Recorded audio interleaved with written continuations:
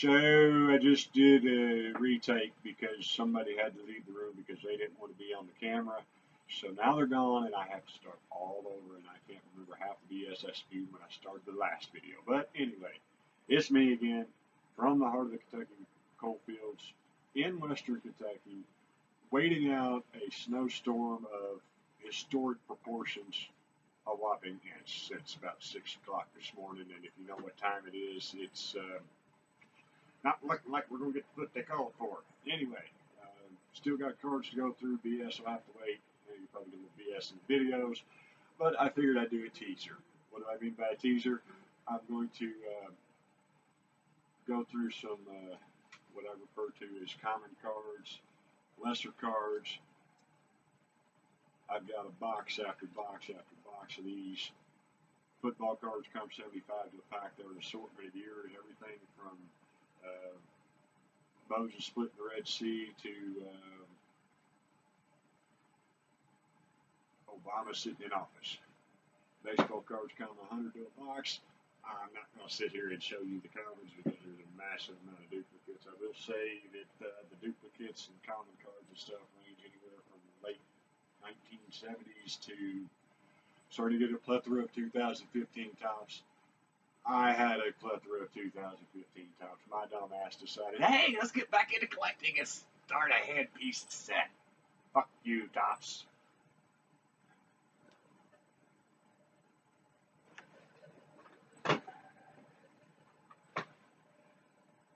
That's the 2015 tops. That one right there. I got Poltergeist.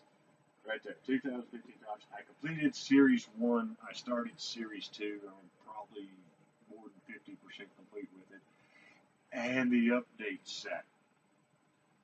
I have probably got 1,000 duplicate cards aside from the star cards. I will not piece together by hand, my hands, another modern card set.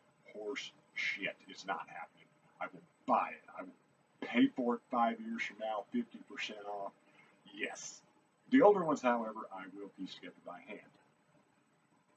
This is 88, 89 tops, piecing together by hand. This is a partial set I got from a friend. I think it was supposed to be a complete set. There's some cards missing or something, so I bought it off him. I was like, yeah, what the hell, I'll piece it together, probably 5 or 6 cards, whatever.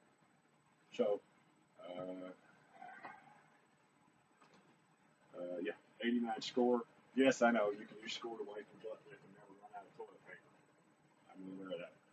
Okay, so anyway, there's my teaser. I'll get rid of the comments.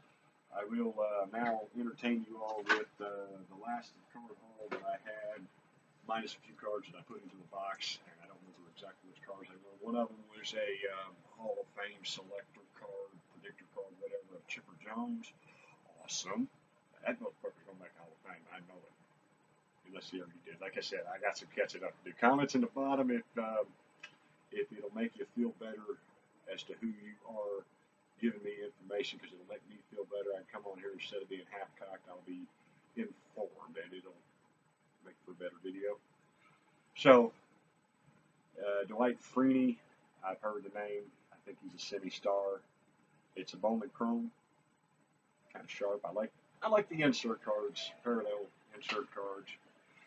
Drew Brees,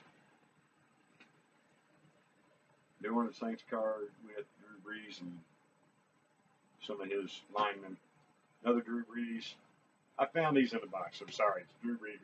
Boo-hoo, boo-hoo. Amari Cooper. That's a hit card from 2015, which is kind of odd because it looks nothing like the other. Oh, I'm sorry. That's the 80%, 90% of the 2014 hit football cards.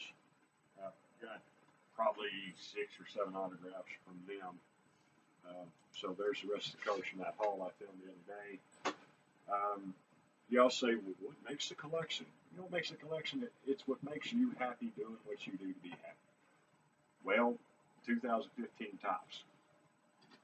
I cuss it. That right there is most of the inserts and stuff that I pulled out. After buying pack after pack after pack after pack. And you know what? There's not a card 7 in this set. I'm glad somebody told me that was reserved for Mickey Mantle because I was sitting there thinking, oh dear Lord, am I ever going to pull card 7? And then somebody said, no, no, no, it's reserved for Mickey Mantle. You won't find it unless they have a card set aside that year for him. They didn't. Series 1 complete. So,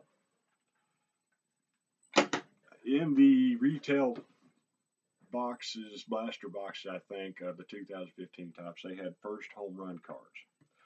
And as usual, they do a parallel to an insert. So, right here is one of the said card in silver. Right here's another said card in gold.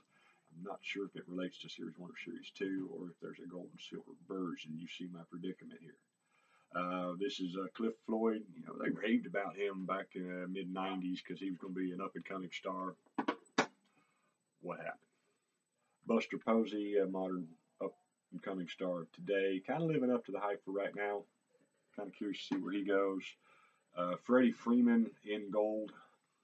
The hobby blaster boxes have knob ends. Oh yeah, that was good. Wait, some of you horny bastards need to get over it. Jose Bautista, Bo Jackson. I like finding his stuff because if he hadn't tried to pull that guy down the sidelines and ripped his hip out of socket, he probably made the NFL and MLB Hall of Fames. Tony Glenn, first home run. Love the lighting here, don't you? It's a little better than what that other one was. Did I do Alex Gordon? There's Alex Gordon. I think that was one of the first ones I showed there.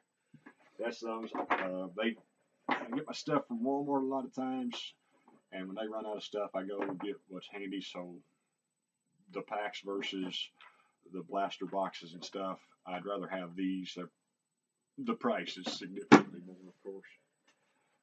Before they were stars, I found this. I said, you know what? That's something unique.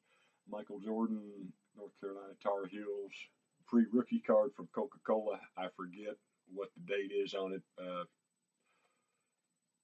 I forget what the date is on it. It's not pre-86, 85, 86, whatever his rookie year was. It's just a commemorative card. Well, not just a commemorative card. We're talking about the king of basketball, Michael Jordan, so not just, sorry.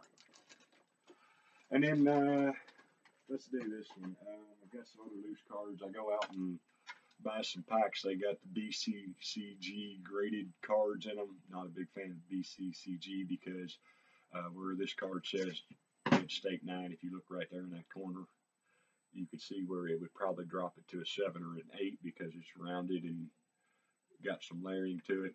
Nick Foles, I happen to pull 2 of these. The odd thing is this one right here, the opposite corner than this one is rounded off, but they're both graded Mint State 9. They're from a grading company of significance, so who might argue with what they know? 2012 Leaf Draft Blue, number 11, Darren Thomas. I'm guessing that's a parallel or probably a parallel. Jimmy Graham, 2010 Don Rush rated rookies, number 52.